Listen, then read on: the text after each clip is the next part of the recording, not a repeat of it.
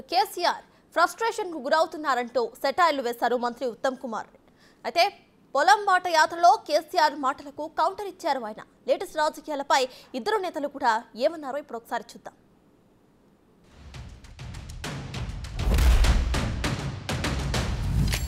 మేమేం రౌట్ కాలే ఈ రాష్ట్రంలో. మీరు ఒక్కనో ఇద్దరినో కుక్కలో నక్కలను గుంజుకొని ఓహో ఆహా అని సంఖ్యలు గుద్దుకోవచ్చు. అది చాలా చీలర చీప్ టాక్టిక్స్. అది it's a cheap political stunt which is అన్కేర్డ్.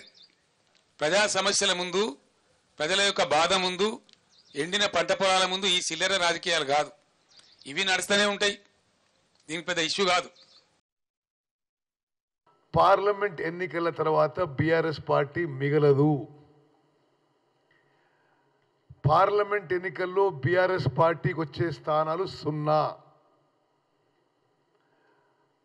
ఆ తర్వాత ఆ పార్టీలో ఎవరు మిగలరు, కేసీఆర్ ఆయన కుటుంబ సభ్యులు తప్పితే.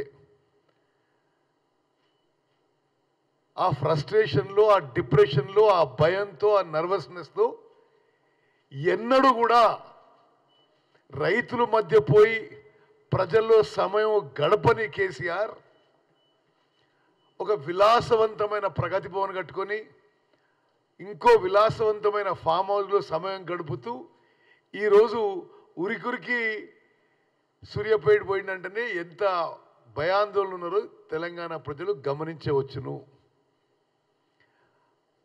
మాట్లాడిన ప్రతి మాట అబద్ధమే.